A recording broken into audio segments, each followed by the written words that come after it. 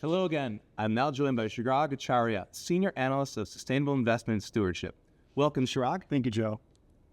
Chirag, today we're going to talk a bit about shareholder engagement and proxy voting. More specifically, we're going to dive into a case study of proxy voting at a company that I bet many of our viewers have heard of or maybe have purchased their products recently. But before we do that, as a refresher, what is proxy voting? What do we mean when we say that? Proxy voting refers to casting ballots at the annual general meetings of companies, or AGMs, in which we invest. Remember, as a shareholder, we are a partial owner of companies. That means that we get a say in company decisions.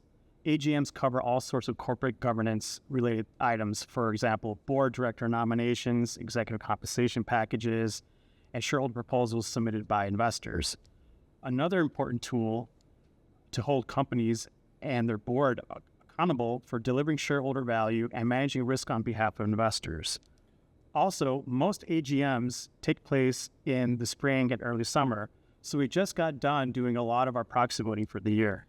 So, Chirag, you and our colleague Lucas read a blog last month, and you referred to proxy voting being depicted like in TV shows like Succession.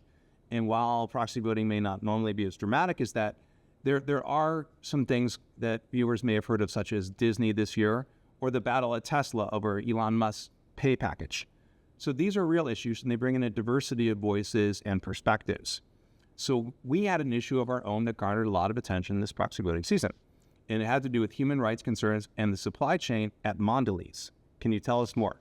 Right, Joe. So first, you mentioned earlier that a lot of viewers have probably heard of Mondelēz. This is the company that owns Oreo cookies, Cadbury, Ritz crackers, Triscuits, and a bunch of other snacks and candies. We did try to engage Mondelēz and ultimately filed a shareholder proposal because we had some concerns about human rights risks in the company's operations. This mainly stems from the company choosing to operate in Russia and Ukraine and not relaying to investors how they're mitigating the risk of continuing their operations in the region, while many of their competitors ended up leaving the region. And unfortunately, Mondelēz still sells its products there and has facilities and warehouses in Russia. So here's the bigger picture.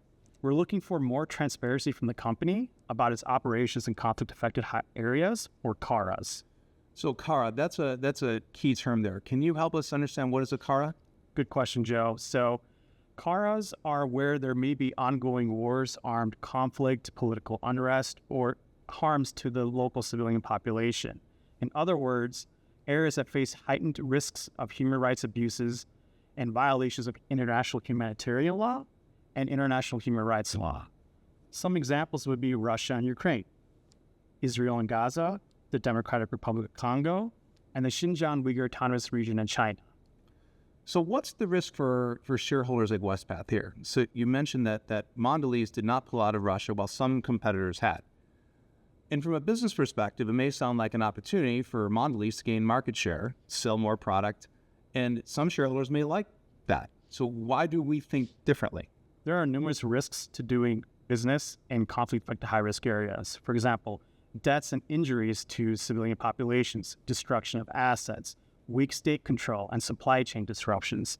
These can lead to material risks that hurt bottom lines and investment returns.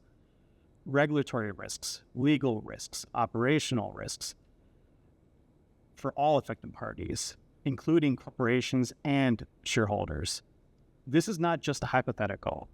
A Mondelēz factory in eastern Ukraine was temporarily closed after sustaining significant damage by a Russian military attack.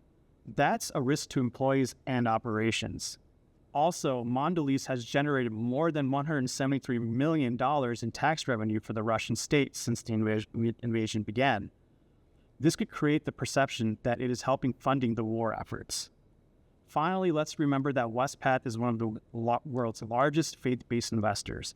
In line with our Methodist values, we do have a deep moral concern about conflict anywhere. That's great. Thanks, Chirag. So, as you mentioned, we ended up filing a resolution on Mondelēz. So what were we asking the company to do, and how did the voting results turn out?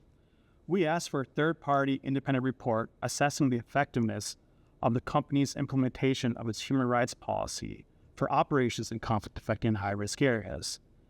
That's another thing to keep in mind. We're not telling companies outright to not do business in Russia, but we're saying, hey, be authentic and transparent about how this aligns with your commitments. Make sure you're doing what you've said you'll do.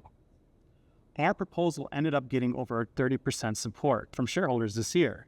That may sound disappointing, but it's actually a big number for a first-time resolution. We think that this gives us a strong case to bring back to management to keep engaging the company. So great. Thanks, Chirag. We will look forward to an update on this engagement in the future. Thank you, Joe.